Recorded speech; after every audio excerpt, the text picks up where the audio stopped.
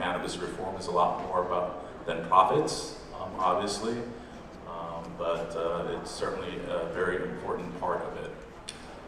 Let me just give you a self-introduction at the outset. My name is Nikos Leverenz. I am the board president of Drug Policy Forum of Hawaii, which is the state's oldest and largest, well, it's not really very large, it's the oldest drug reform organization in Hawaii, formed in 1993. It's now a subsidiary of Hawaii Health and Harm Reduction Center, which is the state's oldest and largest AIDS services organization that also provides homelessness services and harm reduction services across the state. I first began speaking about cannabis in 2004 when I worked with Drug Policy Alliance's California Capital Office. And back then, medical cannabis was still pretty contentious, even though the voters had overwhelmingly endorsed it. I've served on the dual use cannabis task force for the state here. I've also served on the Breakthrough Therapies task force just last year. Before that, I served on the Commission to Improve Standards of Conduct, the Foley Commission, which was formed after we had 2 legislators being indicted for bribery. Drug Policy Forum of Hawaii is also a member of the Hawaii Alliance for Cannabis Reform, which includes the Council for Native Hawaiian Advancement. Thank you to Maddie and the CNHA crew for hosting us today. I invite you to look at the website, legalizehawaii.org, where we have a legislative scorecard where people, we have candidates, we have candidates weighing in on whether they support adult use legalization.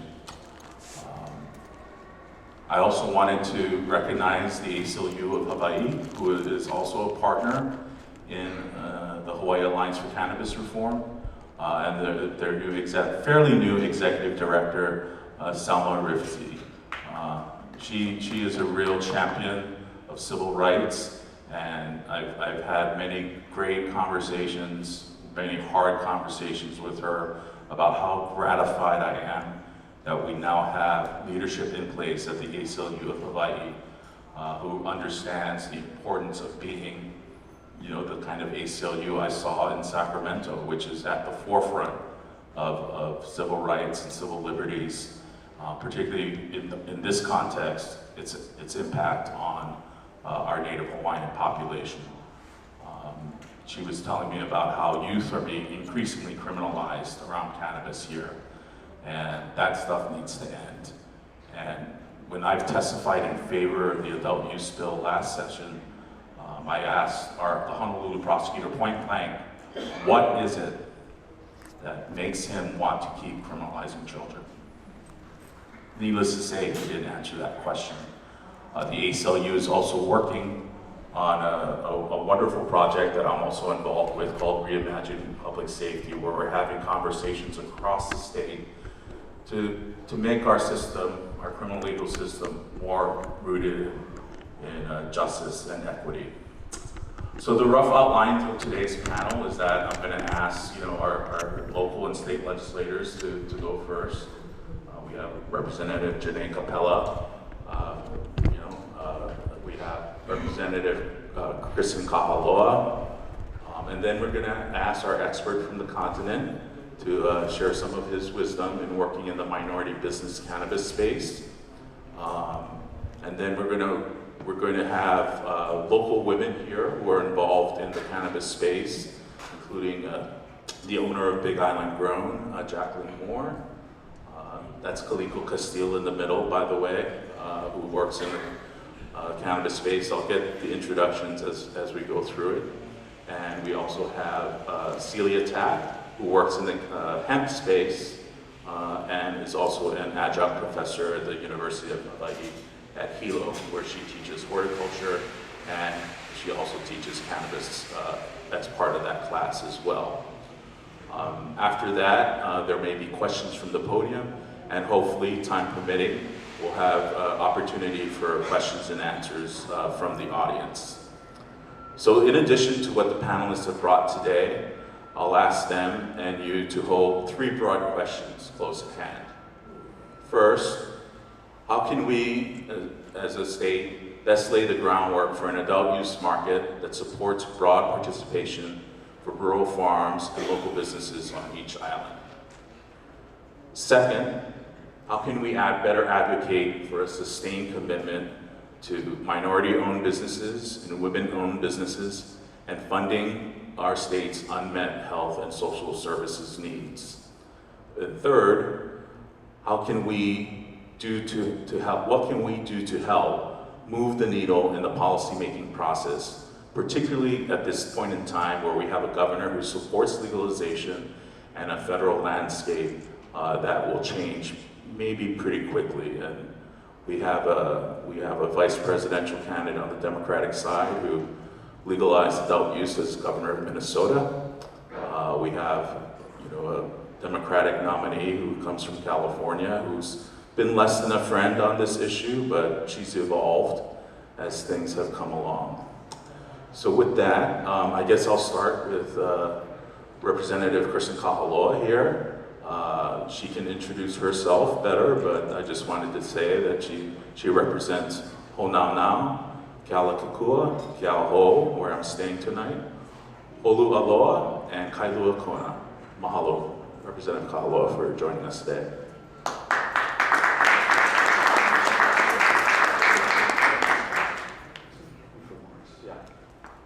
Okay, aloha mai kako. Thank you for sticking with us all the way to the end. Sorry we don't have samples to hand out. I wasn't part of the process of recruitment to this panel. Just want to thank you for being here and thank all those in the panel today. So Kristen Kahaloa, State Representative representing the Kona District region from Kailua South to Honaunau. I serve as the Vice Chair of Agriculture and Food Systems in the State House.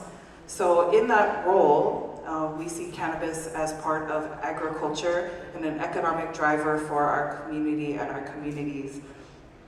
So in that space, in my support, I'm going to kind of just lend a framework because I believe Rep. Kapela will kind of balance out what we have to say so we don't all have to talk about the same points of why we support adult use cannabis legislation. As you know, legislation this year moved further in the State House than has ever gone forward before. We're really excited about that. I hope so is this audience, but it didn't get further enough to pass. Legislation does take time. Although I'm very supportive of this piece of legislation, we need to gather community support.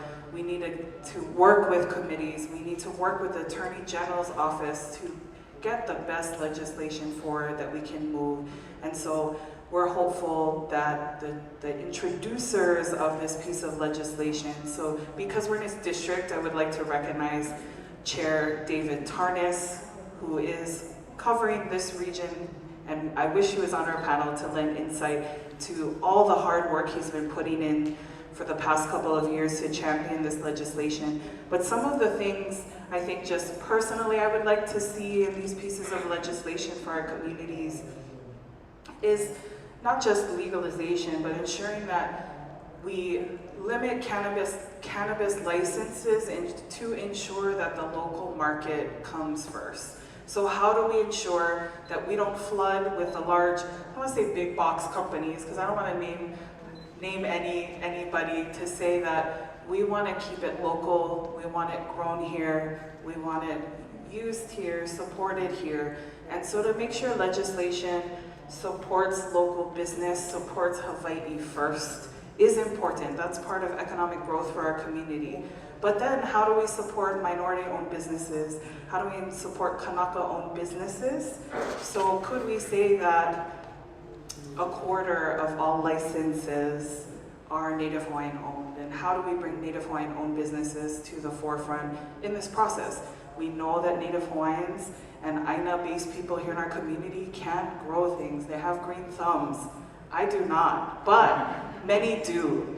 And how do we utilize that intelligence and bring it into kind of the framework of legal business? And so making sure it's Hawaii first, bringing Kanaka-owned businesses into that discussion, I think is very important to me as we craft the right legislation moving forward. We want our communities to thrive and not outside large entities like we've seen in other states and this implementation come and flood the market.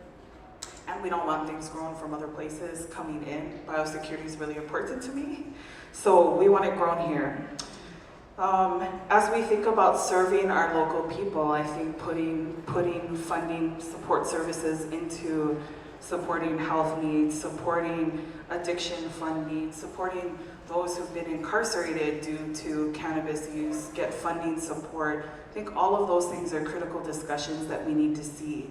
And we need to be kind in the community space no matter where you sit in support for this legislation, because I would say it got very brutal in the Capitol and in our building and in community where some of my colleagues were getting put down depending on what side of their support they believe in, and they're representing the voices of our communities. So no matter what position they sit in, having respectful dialogue in this process as we get there, I think is really important. And just to let everyone else speak, because we have an awesome panel, is figuring out how hemp fits into this legislation. The Attorney General's office said it's required. I don't know if that's putting a bomb in the bill so it didn't move. There's reasons it was required to be there, so we need to do our due diligence as legislators. I want to support the hemp industry. They have different layers of desire of being part of this legislation and being coupled with cannabis. So we just need to work on that and have strong dialogue to move that forward. Should we keep them in, keep them out? What does that look like? We also had the decriminalization bill. We need to work through that as well. But I will say, though we have the votes, we have to work on getting more community support in favor to move whoever committee referrals and chairs those committees, that we have enough votes in those committees because we have the floor vote of our 51 members. And I believe strongly we will, no matter what happens in our general election.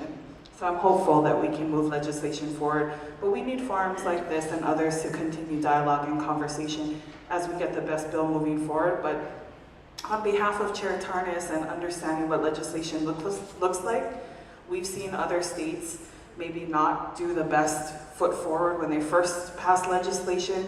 They have to continue to pass legislation.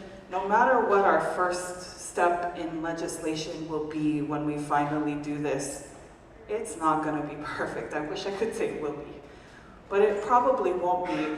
And Chair Tarnas and others know that we're gonna keep having to push legislation to continue to refine, make it better, move forward.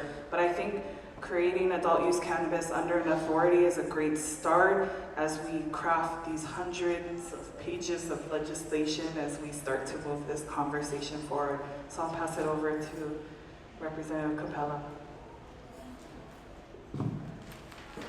Are we answering your 3 questions in this?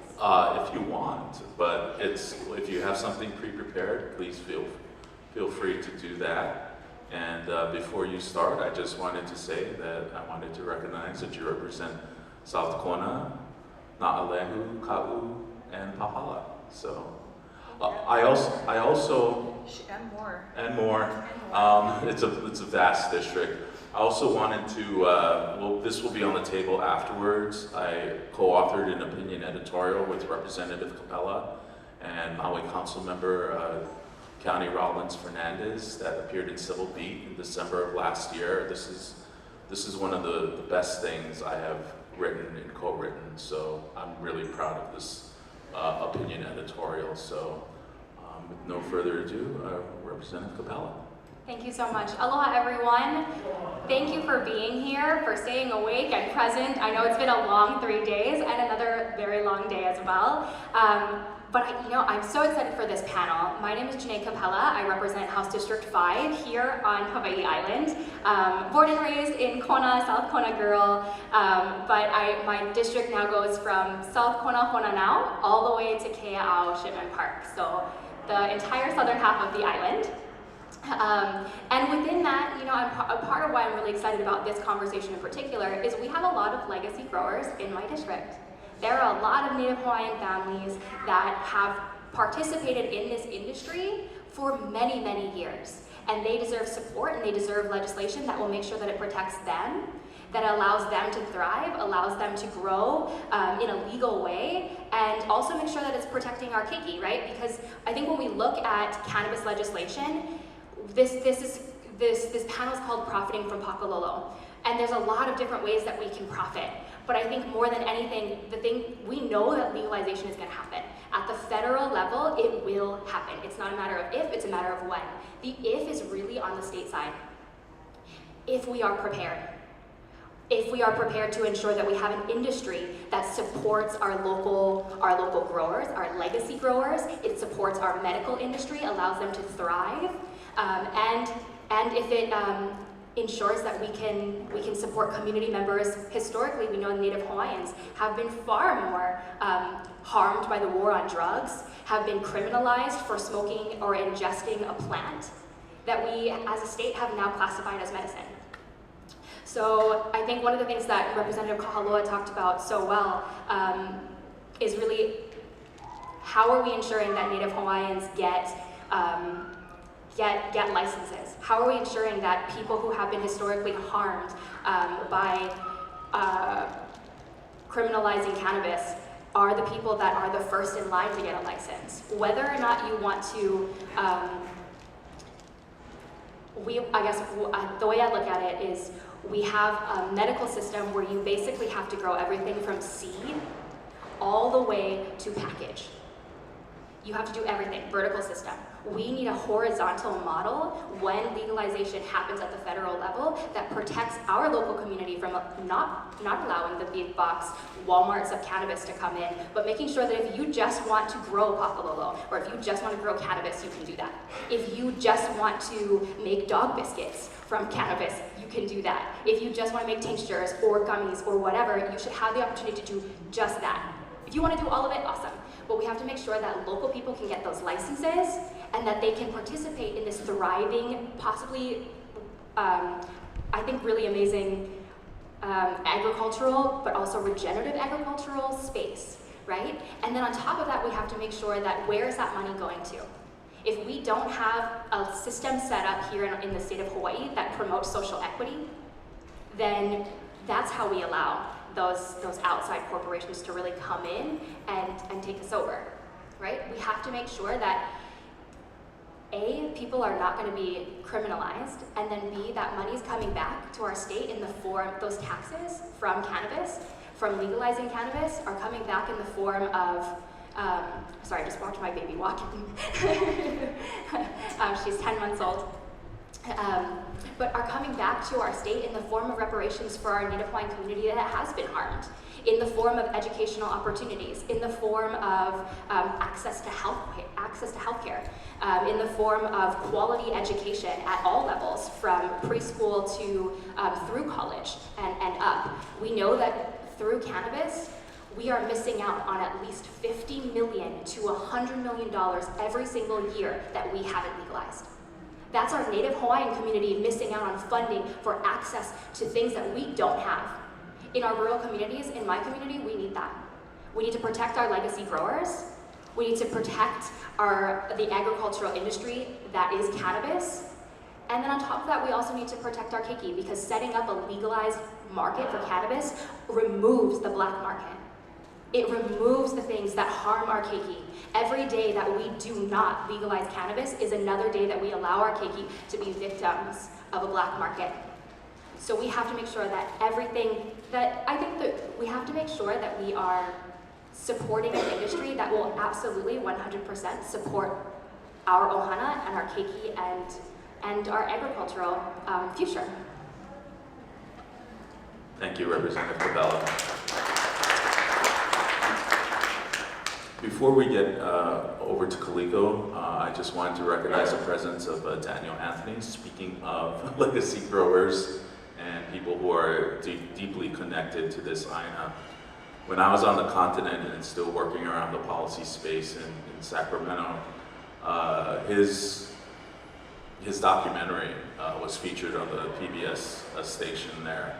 And the struggles that he encountered in distributing kalo to the community it was much more monumental than it should have been.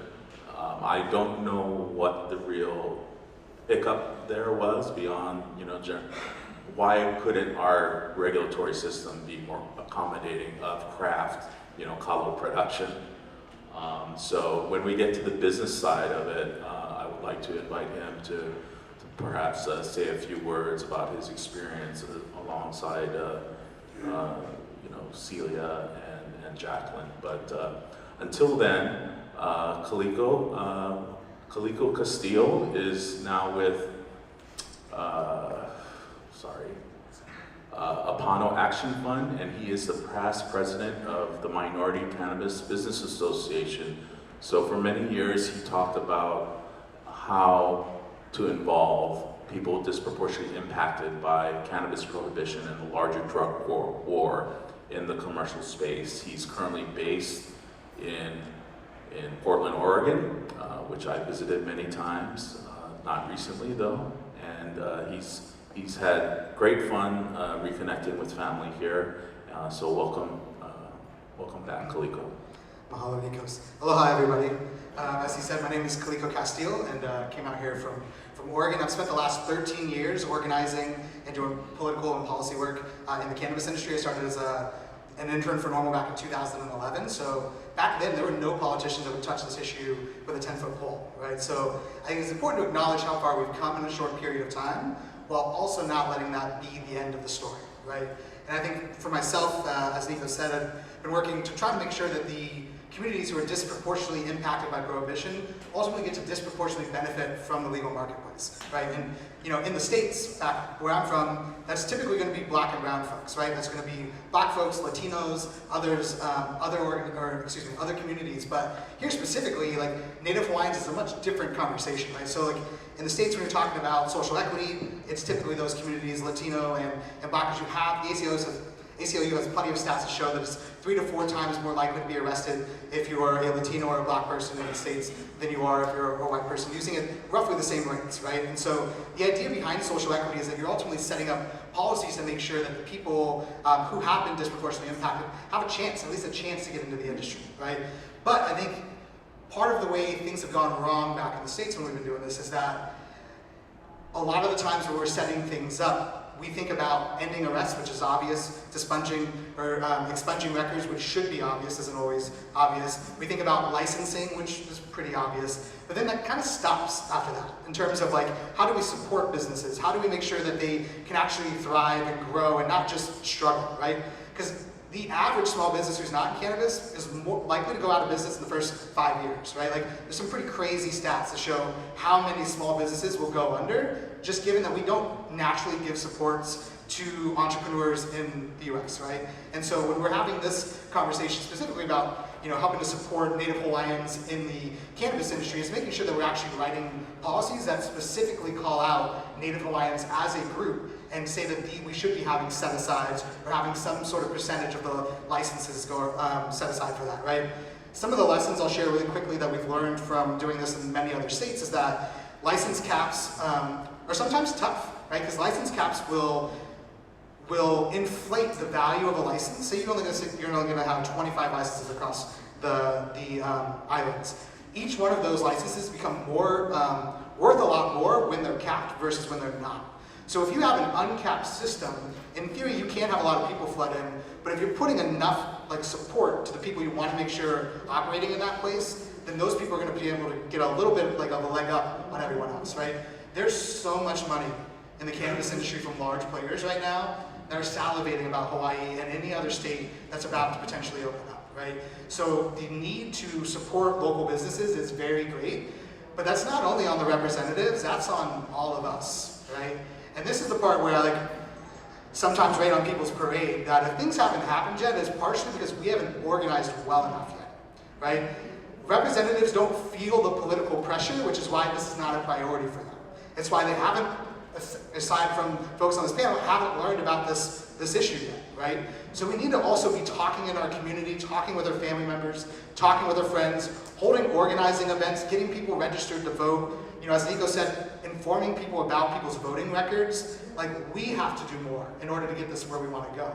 Because ultimately, if the Attorney General is leading the discussion around writing legislation, they're coming from an enforcement background and an enforcement mindset. They're not thinking about how to support the community. They're not thinking about entrepreneurship, right? There's so much more that goes into this. So, just a couple of other things real quick. It's like, you want to make sure you have low barriers to entry, that it's not expensive to get a license and to get into the industry. You want to make sure that you have access to low interest grants or loans, right? And that the state is able to put up some of that money, and that it's coming when the license is first in. A lot of times people will put money into social equity programs, but it will come based on the tax revenue, which means you're not having any money for the social equity programs until the industry's already started. That means the people who have the money and are already off to the races are already making their money, and it's even harder for the social equity entrepreneurs to get up, right? So I think that's super important. The other thing is technical training. Once again, it's hard enough to run a small business when you're not in cannabis. When you're running in cannabis, you have so many other things to worry about, aside from not having access to banking, having to pay exorbitant tax liabilities, right? So I've done a lot of lobbying on safe banking at the national level, right? Trying to get access to banking for cannabis industries. And one of the wins that we got, even though it's been 8 years since that legislation was originally introduced, almost 9 years since it was originally introduced, one of the small wins we got was to add CDFIs, Community Development Financial Institutions, into the language around safe banking, which means that not only are the traditional Chase, Banks of America, Wells Fargo able to get in on the industry, but smaller, locally tied institutions can get involved in the industry.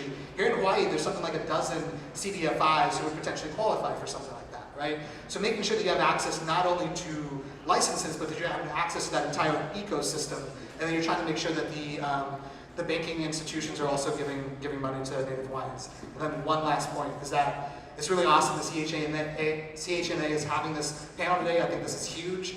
I think it's really important that organizations like Council for Native Hawaiian Affairs and that OHA and others get involved in this, and that we put the pressure on these Native Hawaiian-based organizations to get involved in the political fight. Because if you're going to want to be able to provide for the Native Hawaiian community, we should have those who are fighting on behalf of the Native Hawaiian community involved in this, right? And it's been so hard because we're in an old boys network here in Hawaii that people are afraid to come out and, go out on a limb on this. But once again, if they feel that they have the political support amongst the community, it's a lot easier to do that. So I would just put it on everyone else when you leave here today, figure out a way to get involved, whether it's going to legalizehawaii.org and getting more resources, finding organizations like the ACLU or Drug Policy Forum Hawaii that you can get involved with, but just in general, as much as we want to put the pressure on representatives and folks that are doing great jobs up here, let's put the pressure on ourselves to actually step up, because it has been a long time coming in Hawaii, and I think it is potentially but it's when we actually do get involved and decide that there's no other option, right? And the representatives need to feel that and need to start feeling afraid of their jobs if they're not going to get on board.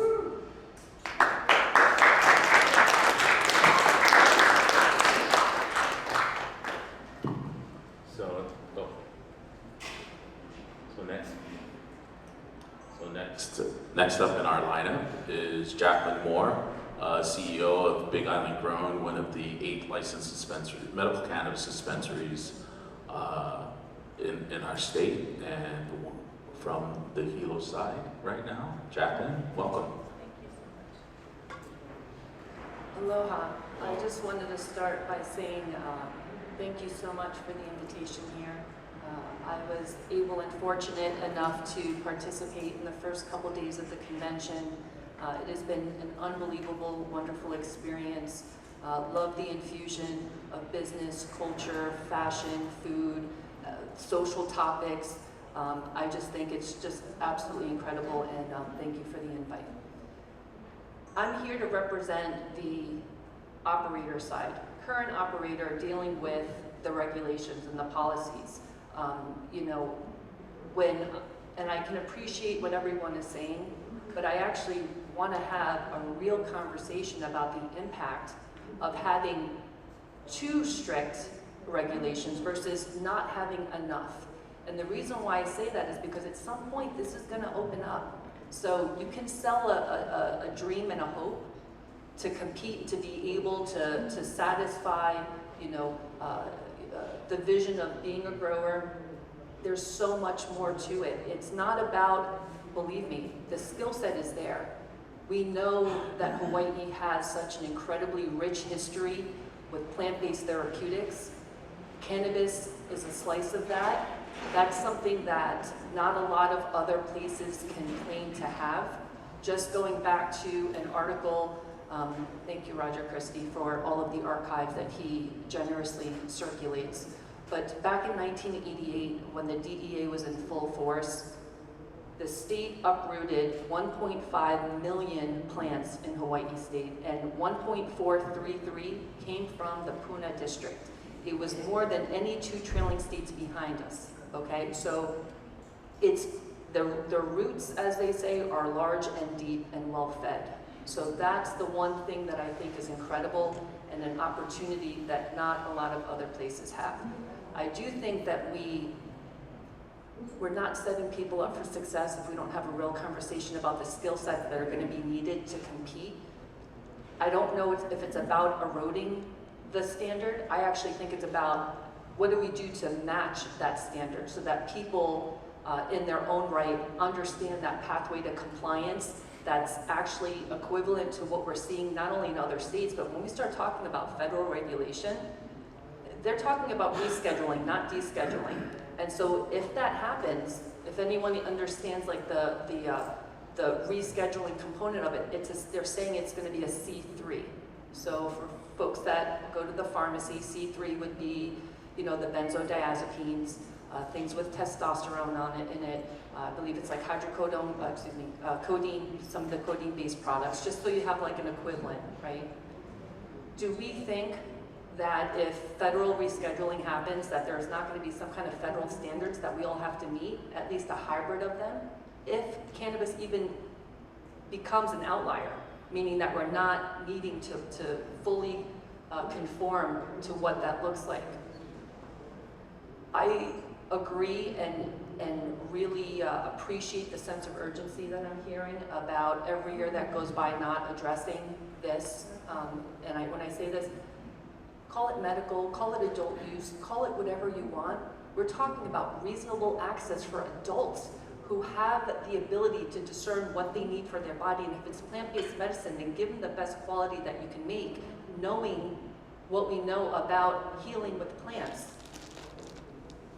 I think that when you look at profitability and the title of, I gotta tell you, when I received the invitation and I read the title of the panel, I said, okay, this is gonna be interesting. It's gonna be interesting. Profiting from Pakalolo. I think challenging the notion of what profitability actually means, the reality of it, okay? The reality of what we're dealing with now. And when I look at economic drivers and things that we really should be focusing on, and I gotta tell you one of the things I'm most proud of, because I'm reminded of it looking at these guys right here, it's the workforce. We have folks that are legacy growers. We have folks from the black, you know, call it, and I don't wanna, by the way, black market, whatever you wanna say, legacy, however you wanna say, people have been sustaining their lives for a really long time doing it. So respect where respect is due for the fact that a lot of people also are incarcerated and took hits to actually get us to the point where we can actually be in a legal program. It's about putting a face of professionalism to it that we're all proud of. What does that mean? What does that face look like for people in our community that want to do this, that are embracing it and saying, you know what, I want to step up. What does that look like? And when we start looking at lower barrier to entry, although I can appreciate the reason why we want it to be accessible for people, right? I think that's coupled with a real pathway for people to understand what it's like to operate in the legal market, because the current situation right now, and if we're in a medical program, it needs an intervention, okay? If you look at the MedChem numbers, I believe that this year, we'll be lucky if we hit the same numbers as last year, which means the small amount of GE that the state is collecting, I don't even know if we're gonna hit that this year. You have a decline in patient numbers. Why? Well, people can you can, and in some cases legitimately so, say, oh, it's the dispensaries, they're charging too much. You know, the quality is this, the quality is that. This is a very highly restrictive market right now, okay? Everything is so costly. In fact, from the time we started, the DOH has increased our licensing fees by 300%, okay? So you're paying a premium to be in a chokehold, if you understand what I'm saying. It's just enough so you have a pulse and that you can still breathe, just enough. And it makes, the positive is that it makes you, it's sink or swim. You sharpen your knives, you go to work, you do the best you can, because it is about margins. It is about running it lean and mean. It is about innovation and efficiencies. It's about all of those things. So what I want, first and foremost, is to have a program where people are set up for success and they have a realistic view of what it's going to look like outside of the state. Outside of the state, when state commerce opens up and other states' products which are already coming in, it's already here, right? When you have direct-to-consumer Delta 8 products coming to the door, people are not getting their cards. You're seeing a decline in patient cards from our peak in 2021, down over 15%, okay? What I can tell you from being an operator here is we have found that quality and providing a sense of value, not only in product, but also in the experience, because people don't need to come in. It's everywhere. People don't need to come in. People have to come in because you're really providing value and you're being distinct with the quality where they choose to come in. And that's the only way that we would want them to come in. And as far as when you look at the current medical program, and I didn't start by saying I'm a pharmacist. So I started as a pharmacist and I transitioned over to medical cannabis from pharmacy. I was a community-based pharmacist in this, on the island in Waimea for about 12 years before I transitioned to cannabis, and couldn't do it anymore. Dispensing to the same, when you practice in the same community for years, when you're the pharmacist to dispense an opiate for the very first time and years later you're seeing somebody on that same ride, it affects you. And I couldn't do it anymore. And what's sad to me is that we're talking about a medical market where it is still easier to get an opiate prescription in this state than it is to access to medical cannabis. It's shameful. It's shameful.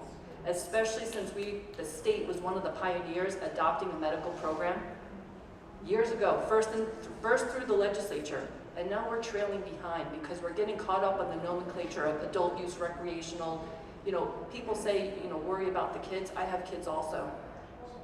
Do you think they're getting it from the legal dispensary system? This is stuff that's coming over, being shipped over. When you have legal access points, you force people to card. You're forcing a system in place that actually helps to safeguard the community.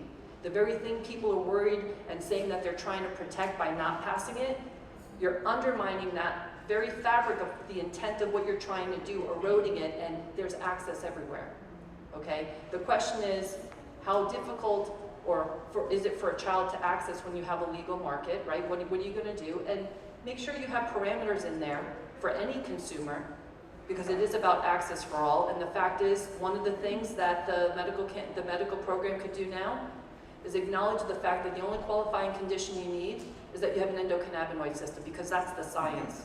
You shouldn't need any other medical condition other than you have an endocannabinoid system. You may not even need adult use or illegalism. You know what?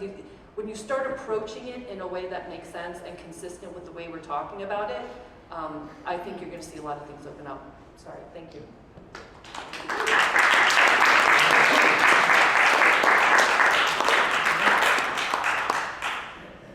I was going to say, finally, we have Ceilia Tapp to speak for UH Hilo, but I also obviously want to hear from Mr. Anthony as well. So, Ceilia, take it away. Yes, thank you. Aloha, everyone. I'm refreshed, Nikos, to find that you're our moderator. I follow Nikos' work very closely, and I'm honored to be here today. And I love a lot of what I'm hearing so far from the other panelists, specifically Kaliko. I really love everything that you said, supporting Native Hawaiians and actually writing policy that specifically calls them out. If I had the experience in like someone like James Anthony, an attorney, does, then I would know exactly what that looks like, but I don't, and I know how important that is. So thank you for mentioning that. And organization, yes, we are so disorganized.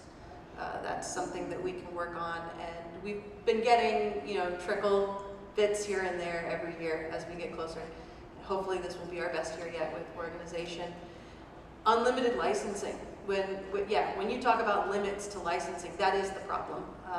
So the barriers to entry in Hawaii are already so high.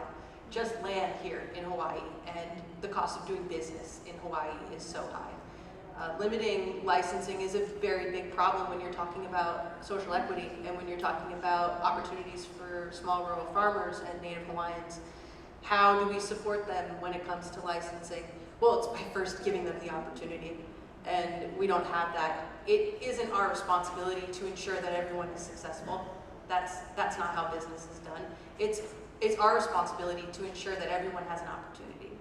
And so that is one of the most important takeaways, I think, so far.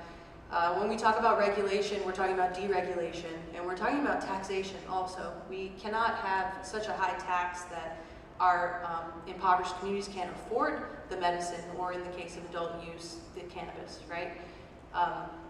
When it comes to deregulation, that's a really tricky topic because there's a lot of people that don't want to see the landscape of their towns change. They don't want to see a pot shop on every corner. But Jaclyn might speak to how difficult it was to actually find a location that fit the requirements. It's not like you will see a pot shop on every corner because you have to be X amount of feet away from a school, a park, and so on and so forth. And doing business, again, in Hawaii is so difficult that not every farmer is going to want to have customer-facing retail, which is where farm gate sales come into play.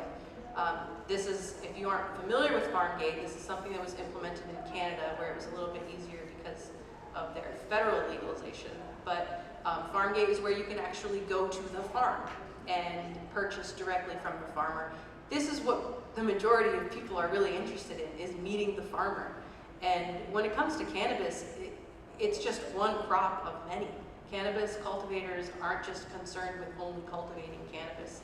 They're growing bananas and taro and avocado and mango. It's a beautiful thing, and that's the type of regenerative agriculture that we want to see supported in Hawaii.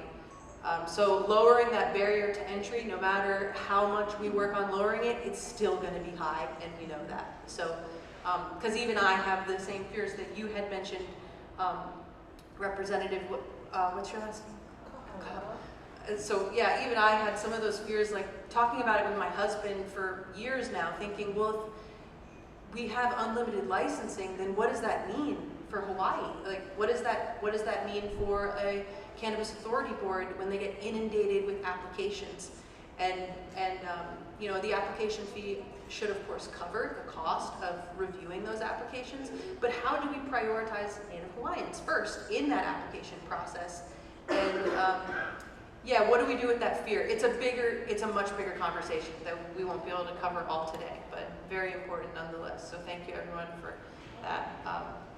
And when Jaclyn mentions reasonable access, I just want to say that we took that away from Hawaii when we took away caregiver rights. Hawaii has had reasonable access for decades, and we took that away. Now a son cannot, or a daughter cannot actually cultivate for their sick grandparent or father or mother who cannot cultivate, and they are forced to go pay these prices that Jaclyn has already mentioned are very, very high because the regulation is already so high. So going into a dispensary for, like you talk about how many plants were confiscated from the District of Puna, that's the poorest district in our state. And that's why those people are cultivating their own medicine. So reasonable access, give caregivers back their rights. Yeah.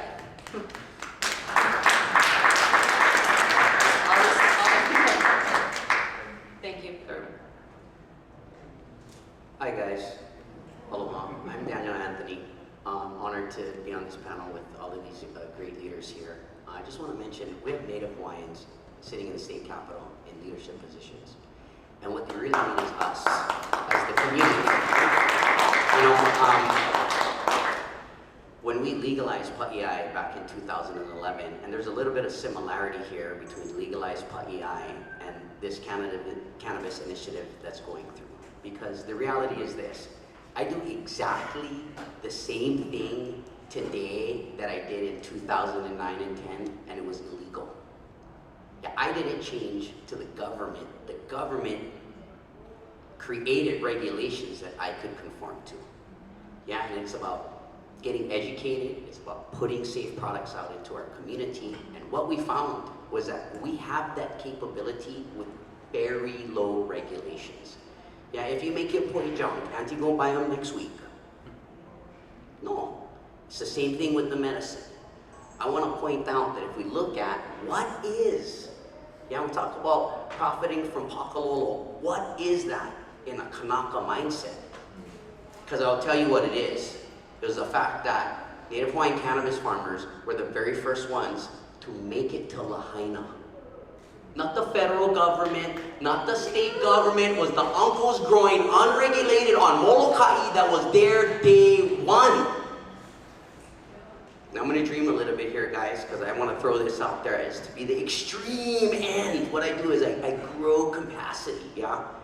So, what is the percentage of Native Hawaiians in prison? That should be the minimum of the Native Hawaiian control of the industry. In fact, lawmakers, I think you should ask for 85% Native Hawaiian control, because when you get 50%, they're happy. Yeah? That I found in legalizing pa'iai that we need to negotiate stronger. I say Hawaiians should have the first 5 years head start. Yeah? This is the Council for Native Hawaiian Advancement. Let me just be straight on. I know I'm Hawaiian, no benefit me. But you know what's going to happen when we give Native Hawaiians 5-year chance? Going to benefit our community. Because all of these settlers that come over here, they all promise us the whole kupu after they get what they want. But if they knew our culture, they know you come with your whole kupu on day one. Now, in this legislation, I've been a part of a small group of legislative murderers. Because come to find out, easier to kill one bill than it is to pass it. So all you guys like pass them, don't forget about Uncle Daniel in the corner, because when I show up with my crew, we murder bills. Yeah? Why? Because we consistent, we effective, and let me tell you, farmers, yeah? We feed the lawyer, we feed the doctor, yeah? We feed the school children, yeah? So our relationship across the community is very strong. And I be feeding all you guys' grandmas, yeah? And when I get a problem with you, I'm not gonna go to you, I go to your grandma. Yeah, and that's how we gotta manipulate this thing in a way of making it better for her grandbabies. We cannot wait to see the benefit of legalization of cannabis for Hawaiians. It has to be first, and unless it's first, let's not take it.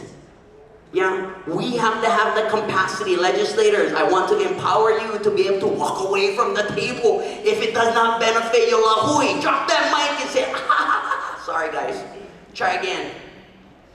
Because what they have already said are things that break my heart. I feel for you. Because you go to work, and it's so stressful, and it's so manipulated by regulations, that I hear the love being lost.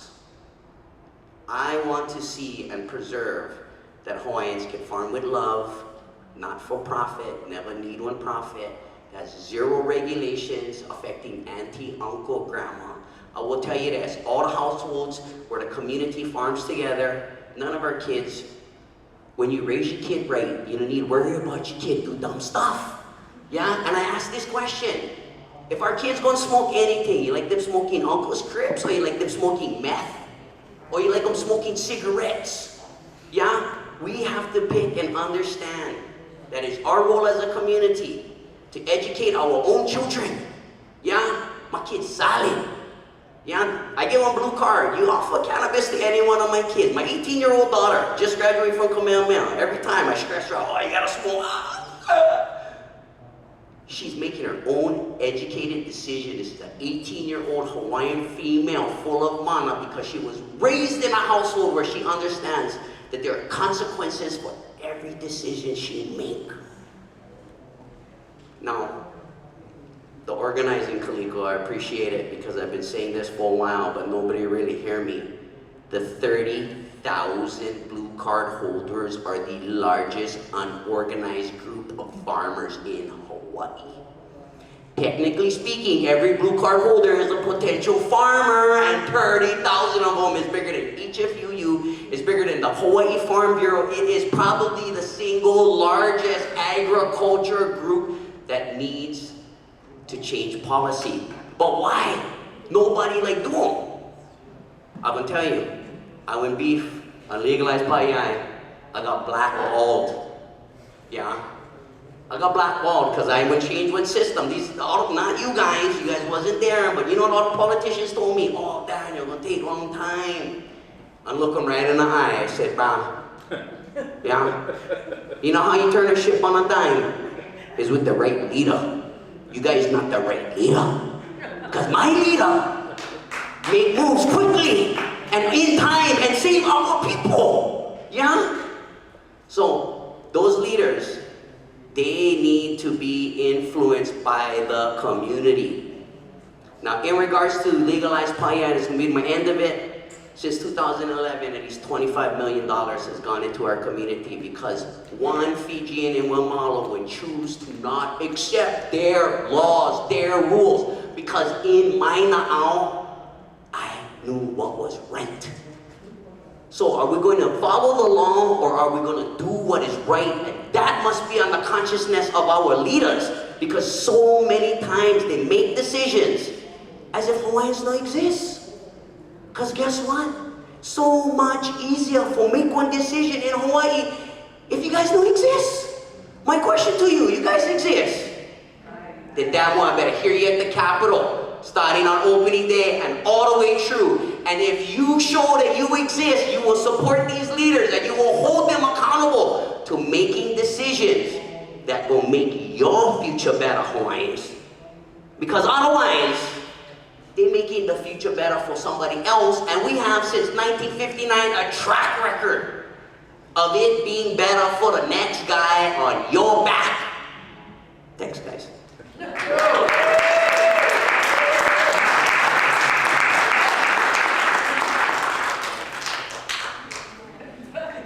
So thank you for that. The last panel that was actually in this room was about traditional ethnological knowledge, circular economies, and revitalized Hawaiian food systems.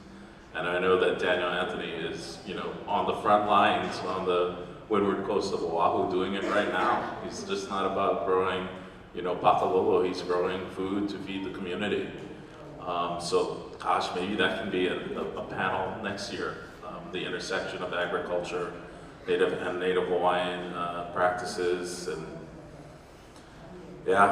in the emerging cannabis space, because hopefully we'll be in a better position this time next year. But as I've told people, when I came back from the continent, I kind of gave in to the soft bigotry of low expectations and policy reform. But we have, Daniel Anthony here to show that, change can happen very quickly if there's enough firepower and there's enough community support.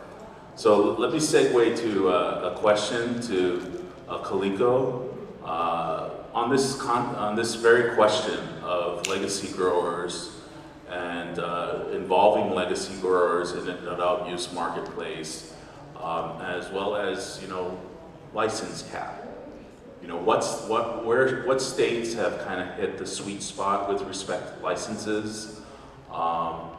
Right now, I'm really kind of exploring New Mexico for a whole variety of reasons right now, and that's one of the attributes of that.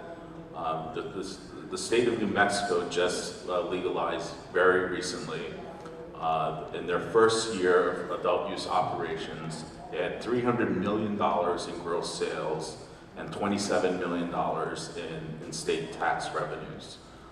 They're adjacent to two pre-existing adult use states. They have a vast, geography, but their population is just above ours. So I think, the more I look at New Mexico, and I talked with Emily Kaltenbach from DPA there, we'll make it happen. And I think that's a really good model. California was a disaster, and it still is a disaster. So Kaliko, could you give us some of your multi-state wisdom and perspective, and how we can chart a course forward which involves legacy growers from the outset? Yeah, thank you. It's actually kind of a pretty tough question because I don't think any state's got it right yet. I think everybody's been trying to reinvent the wheel every time we do this, right?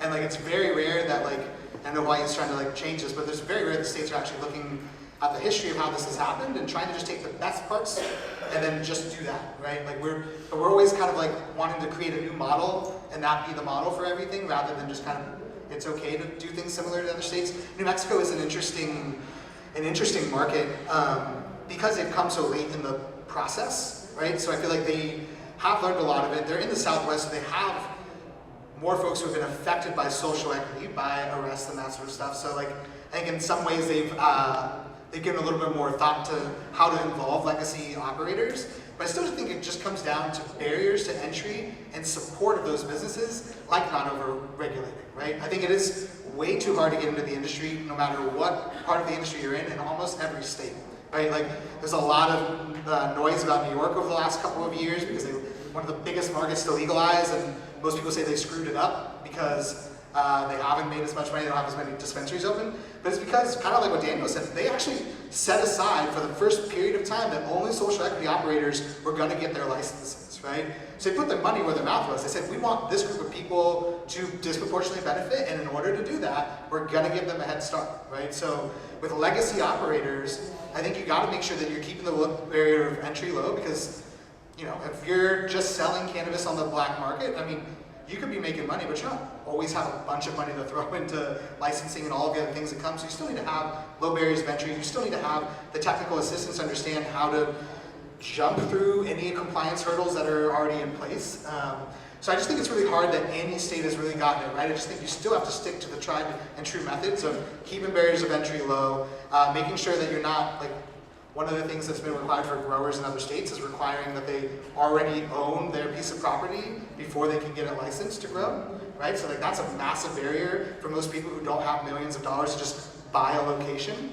And then on top of that, a lot of people will require that they own the location before they go through the licensing process. And as some people know, licensing can take several years, and you're just sitting on that like property, paying like your property taxes on top of rent for years before you ever get your license. So it's like little small things like that that like are ultimately over-regulation, rather than just trusting that people know what's best for them.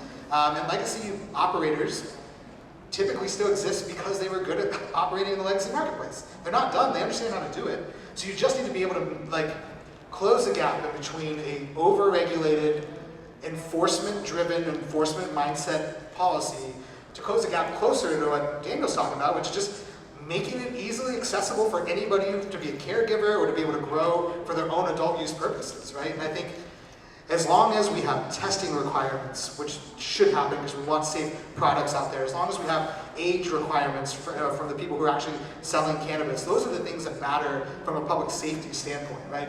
I think eventually we're going to get to this place where we're going to see a direct-to-consumer wine model, and I think that that's where we're going to be really able to help legacy operators, right? Like if you're in the Emerald Triangle in California, where most of the country's cannabis is grown, most of those people have been in it for decades, but they just haven't been able to adjust into the legal marketplace because we've just set up too many barriers of entry. But those folks, what makes them special compared to the, I'll start calling out some names, True Leaves, to the MedMens who have like gone under, some of these large multi-state operators, the difference is they're working on economies of scale. They're trying to grow for as cheap as possible and sell it for as much as possible, right? Legacy operators are typically craft growers, and they want the highest quality. And when you get to the opportunity to actually, as Daniel said, meet the farmer, and actually get to a place where you can actually understand where this product came from, why it's differentiated from any other big box retailer, that's when you're going to be able to have legacy operators actually have a foothold in this industry, because they're able to tell their individual story about what brings them to that marketplace, not it just be some lifestyle branding that you're going to see on any other package from any other company. So I think when we get to that wine model, and I'll just give a shout out at the federal level, Representative Huffman from California, Northern California, has introduced a bill called the SHIP Act, which would open up for direct-to-consumer internet sales for operators around the country. Likely going to be some time before that happens at the federal level, but Hawaii should be thinking, how do we set ourselves up to be able to take advantage of that in the future so that it's not just this extractive tourism model for cannabis companies here in Hawaii, but you actually have the opportunity to sell into the States and to be able to compete with everyone else, because we all know the brand of Hawaii cannabis is strong. We just need the opportunity for people to be actually put on a level playing field with others. Mahalo for that. I just had I wanted to give a shout out to a gentleman named Steve Covey from California who worked in the medical cannabis space. And he was given a lot of grief a few decades ago for saying, well, we need to regulate marijuana like wine. And like Mr. Anthony, you know, we're coming around to that, I hope, knock on wood, you know, where we empower local people, you know, who tend to their land or land somebody that they lease from, to do what they do best and to meet people. Cannabis tourism, you know, we have such great acreage across this state, and to the extent that we can grow an emerging craft cannabis industry and set up, you know, co-ops and delivery points where people can easily access that would be beneficial. So could you talk about craft cannabis or whatever you want to talk about on that front? Yeah, I appreciate that. Can I just get a show of hands? Has anybody ever been to Napa and gone wine tasting? Cool, yeah, a handful of people. First time I went, it blew my mind. There's an entire industry around the idea that you go and visit a place where you're getting intoxicated, and then people are actually driving to the next spot.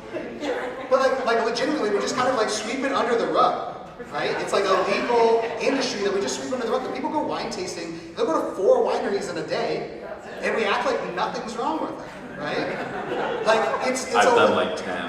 I wasn't drinking a lot, but I've yeah, I mean, it's helpful when they have wine tours, right? You get to like take the ride. But I'm just saying, like, we have models right now that people are very used to, where you actually do get to go in and it's about the experience. What sets one winery from the next is not just the fact that they grew a similar grape in a similar part of the country, it's that they actually provided a different experience, right? Like, I became a member at Robledo Family Winery, what's up in Sonoma, because I went there and I learned that this was like the very first Mexican-American farm worker to come over to the US, start as a farm hand, and then grow into building his own winery. And eventually his wine was served to the Bush White House, to the Obama White House, to Calderon down in Mexico. Like, that's an amazing story. I was bought in immediately, and I've been a member of that place for like 6 years. I got way too much wine in my basement. But it's because I learned that story and actually had a connection to that place. It wasn't just about, this is another bottle of wine. I could get drunk off any bottle of wine. Like, this was because I wanted to support this family-owned business and the ethos that they were putting into their product. And that's what I want to see for cannabis. I want to see people who are able to build that sense of loyalty because they actually are focused on building and creating the best experience and the highest quality product, not just because they're looking for the highest profit, which typically comes with crappier cannabis. Mahalo. The next question I had was for Jaclyn, and could you talk a little bit about, you know, which policies and practices that can be quickly done, perhaps even through executive action, to make for a more robust medical cannabis market, as well as the imperative once again of reestablishing caregiver access. One of the benefits of a very imperfect bill, imperfect is a mild word, last year, is that we've always, at least up to this point, maintained that individuals will have a right to grow for themselves. So could you speak to that? And then if Professor Tapp could talk about maybe her experiences in some of the bureaucratic intransigence that she's faced with the Department of Agriculture in the hemp space, because we kind of make the assumption, well, maybe DOH is the problem, but no, it's the bureaucratic intransigence that comes with bureaucracy. So take it away. Sounds great. Jack. Thank you so much. So a couple things. I think when we look at interventions for the medical program now, I think it's everything from assessing the qualifying conditions, kind of going back to a model where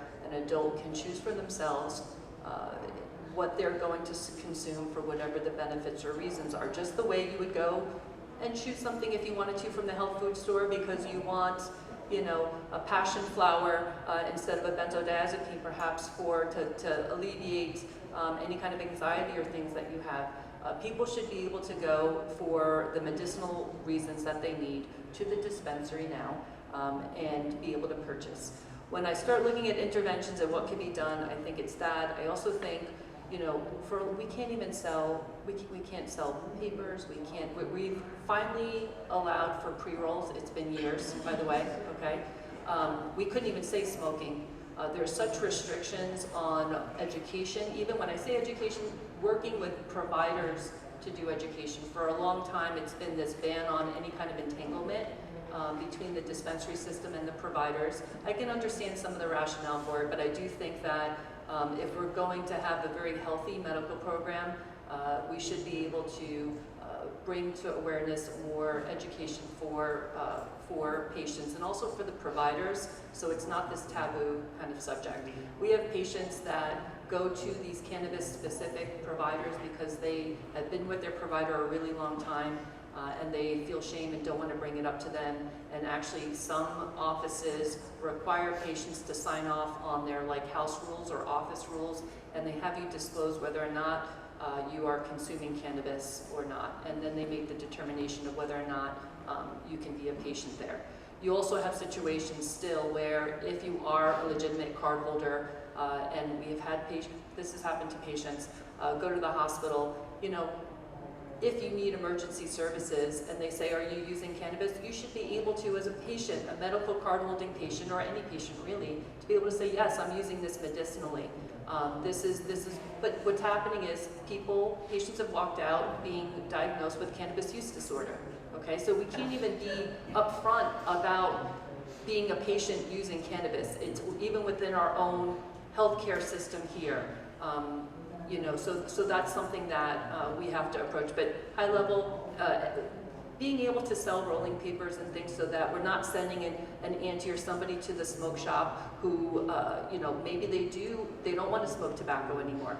Maybe, you know, you're forcing people to go to outlets that maybe they don't want to be, you know, face to face with and have the accessibility of tobacco. So we should be able to sell certain, call it paraphernalia, things that help somebody consume cannabis with more ease. I also think a certain level of marketing and advertising, when I say that, I'm not saying posted towards kids, but I'm talking about at least allowing people, for the sake of awareness, that we exist, that there's an option, and the benefits of that in any way that we could move that forward. Speaking about the caregiver program, so right now, caregivers, as far as being able to grow for someone else, that bill that came up, forgive me for not knowing the bill number, that would have prolonged and pushed out the sunset. There was a natural sunset built in when the dispensary bill went through years ago, and every year there's been an ability to kind of push that back. And this last year, it was introduced, and the intent was to push back the sunset for the growing caregivers. And what I was surprised to see is how many caregivers that are actually growing for others opposing the bill.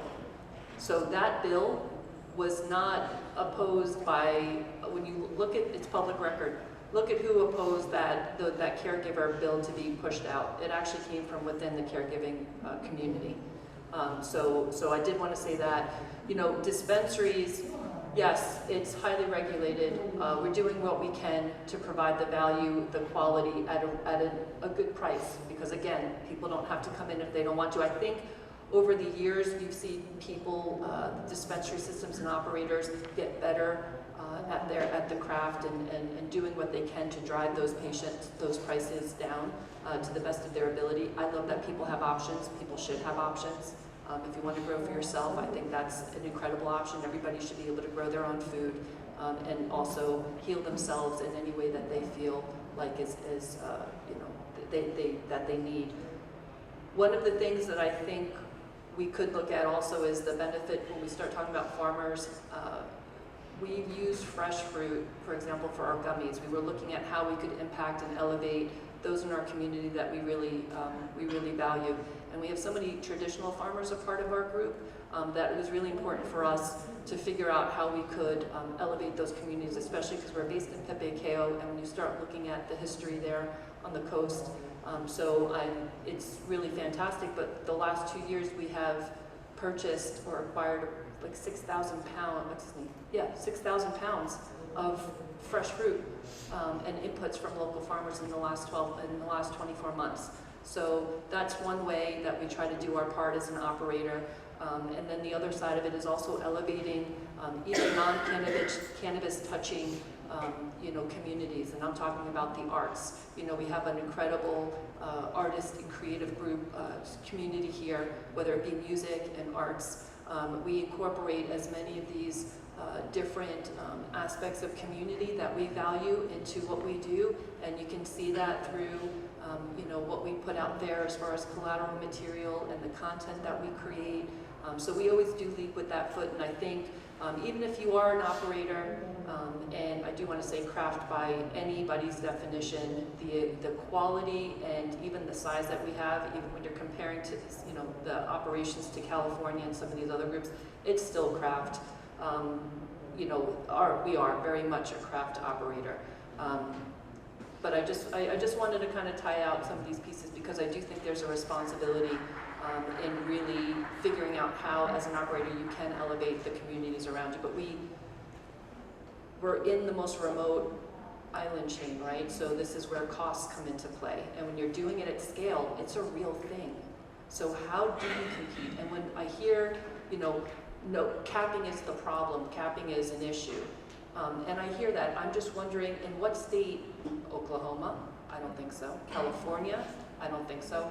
Where is it where capping has shown that in some way that's the end-all be-all? I actually think, and I'm not saying it's anyone's responsibility to ensure success, but I do think there's an ethical position from a policy standpoint of not sending somebody off of the abyss when they're taking a second mortgage out on their home to try to start a business, and it's just from the beginning not set up for or conducive to success.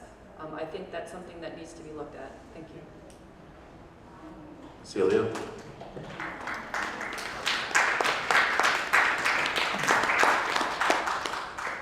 So Nikos asked me to speak a little bit about hemp. And while my husband, Rusty Tapp, would probably be able to answer some of your questions with a little bit more confidence than myself, I'd like to give you guys an idea of why hemp is a critical model for moving forward with economic opportunity in cannabis. Hemp is a commodity crop, number one. It's not a Schedule I substance. So they're very different, which is why they shouldn't be coupled with cannabis. We're talking about the drug type cannabis, of course. So hemp is a commodity crop, and in order to become a producer of hemp, you have to register with the USDA first. It's just an application. It's very simple. And you get a producer's license from the Department of Agriculture. Once you're a registered hemp producer by the USDA, then you can apply to the state of Hawaii to become a hemp producer in the state of Hawaii.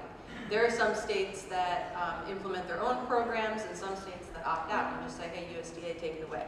Because when it comes to hemp, what you have to prove is that the plant has 0.3% or less THC, give or take a standard deviation of 0.05. So you could test technically at 0.35.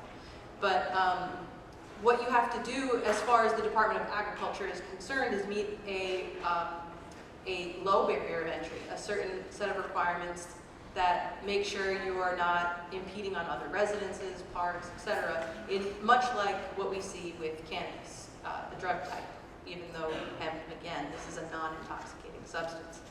So once you have your hemp farm and you're planting your first crop, now you report to the Farm Service Agency when you plant. And the Farm Service Agency is kind of your liaison to the USDA to ensure that you are planting a hemp crop that is certified with a COA, Certificate of Analysis, providing that it is actually hemp and not the drug type. And you test that crop within 30 days of harvest. And you have to do that with these USDA affiliated labs. So that actually it's a relatively easy process.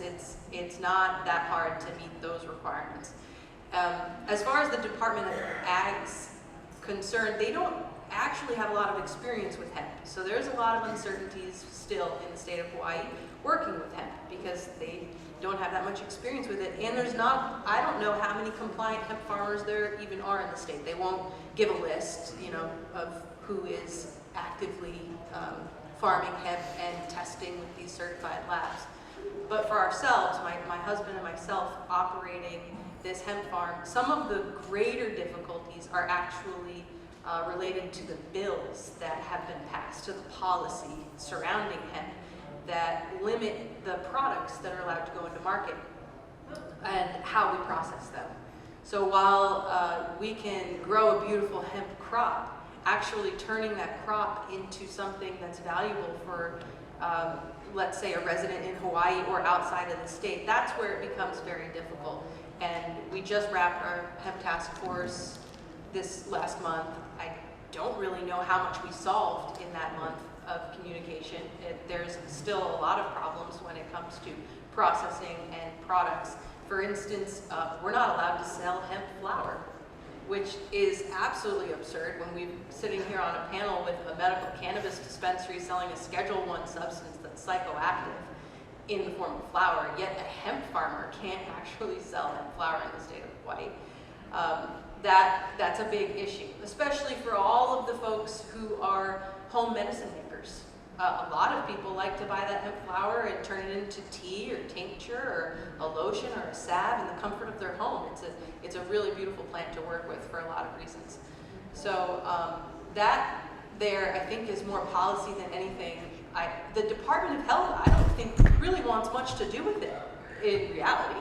So a lot of the solutions are going to have to come from, again, organization and from our representatives, our senators, our politicians, our lobbyists, in order to determine that we can take this hemp and turn it into economic opportunity, because people do want hemp flour in just its raw form.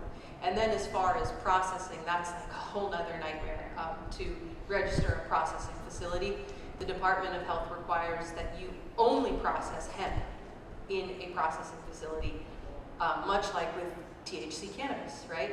With the drug type cannabis, you can't process other foods in there, but hemp is a food crop. It's hemp, actually you can sell hulled hemp seed and it's full of omegas and nutrients and minerals. It's very good for you.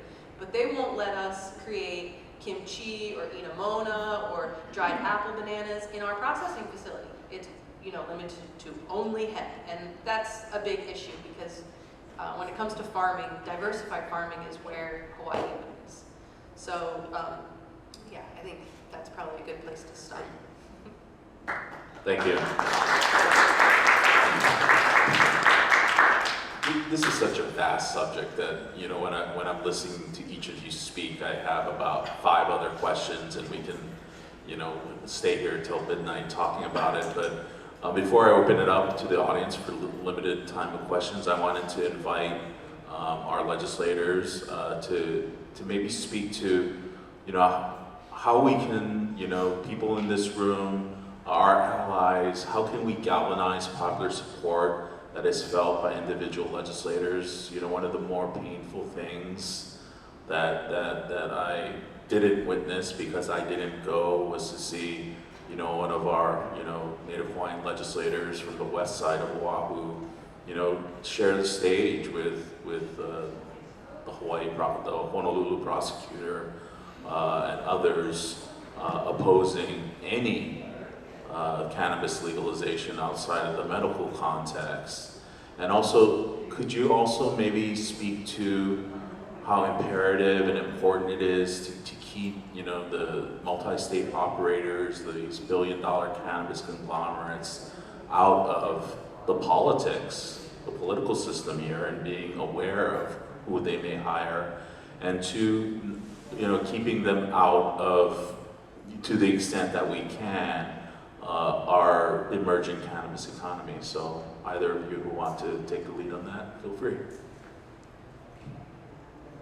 You know, I used to think that I have a lot of energy, and then I had a baby and that changed. And then I sat on a panel with Daniel Anthony, and I realized that I feel sleepy compared to the way that you speak. But I think, you know, I think everyone on this panel has kind of talked about it in different ways. the need to organize, the need to get organized, the need to have clear ideas about what we want as a community in a cannabis bill, and then communicate that to every single legislator, whether they support it or not, and if they don't support it, find a way to make them support it.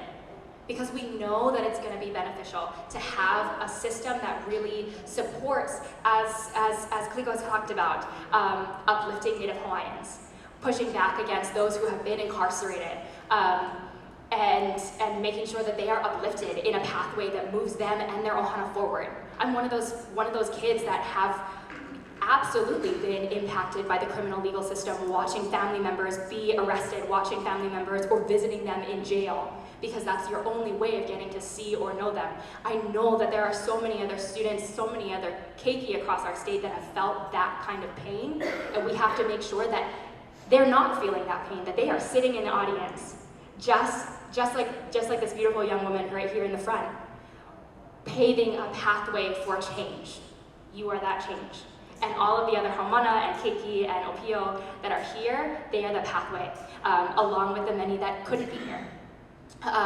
So I think that that's something that's really, really important. I think the other thing is, I agree with Nikos. I was really disappointed when there were other Native Hawaiians who did not support this legislation.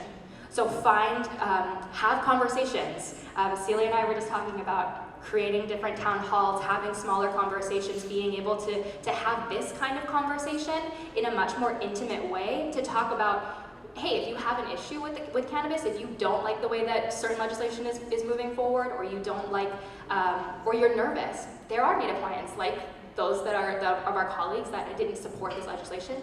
There's something that's making them move in an opposite direction.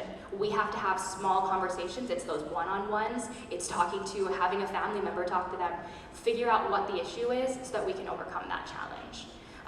And that's really it. And showing up. Show up at the Capitol. And be there, be present. Be that door that is always banging open, because that's the way that we move the legislature.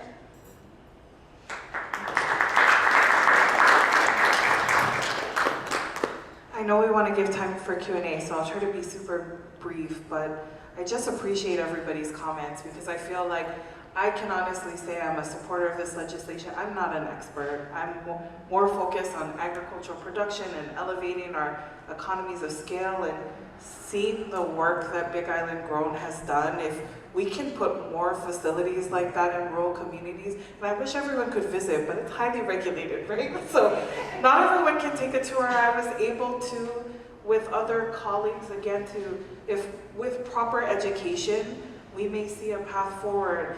But the beauty of what Big Island Grown has been able to show to some of my colleagues in the legislature and do to imagine what adult use cannabis looks like and move from medical cannabis laws to more open regulation is that I can honestly say in 2 years of being an elected official, I've visited multiple farms, ag productions, food processing facilities, actually in the world, not just here in Hawaii, as looking at other models that we can model after. And Big Island's Grown's facility is one of the most high-tech ways of doing agriculture. And if we could just even get youth to understand what that is like and what that means, on maybe not on a marketing piece, but on an educational piece, I think we're gonna find pathways for workforce development and the beauty of being in a rural community, and if one of those facilities is in Puna, that would be amazing, is how we can get people into a workforce where they can get paid well, where they can live in their community. We know people drive hours to get to workforce on our island.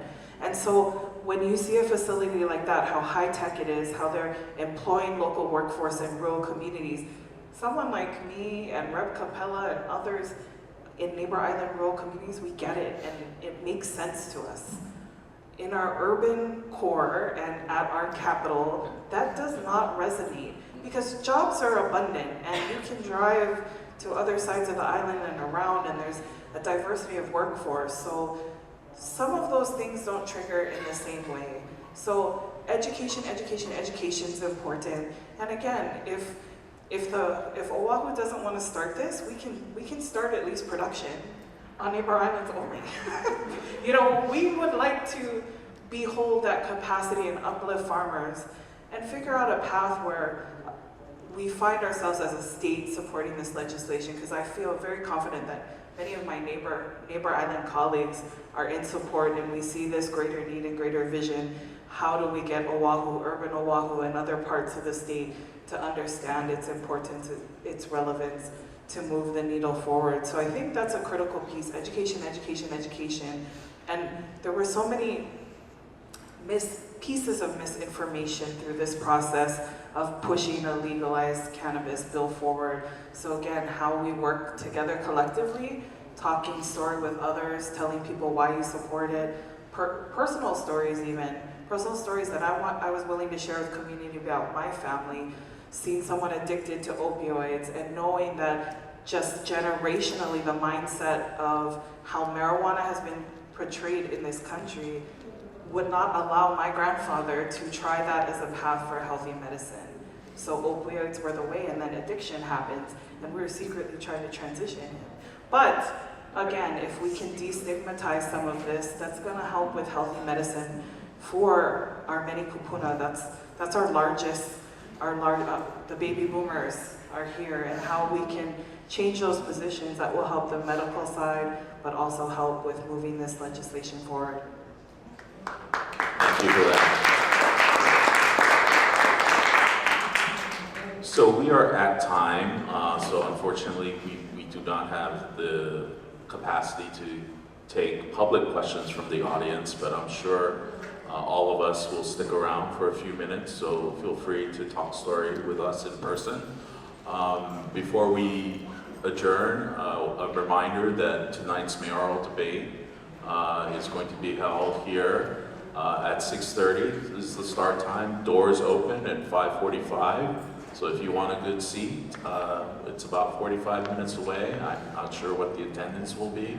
I might check it out just to say hi to our candidates. But I've testified against, the current mayor on a civil asset forfeiture bill pre-pandemic. So I have issues. But anyway. Cannabis is but one issue, and thank you all for being here.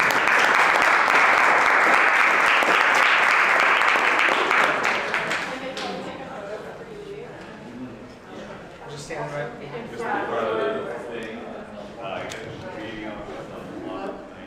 Also want to encourage all of you to sign up at the front if you would like to receive action alerts and potentially engage legislatively on this issue. So you can sign that sheet. Yeah.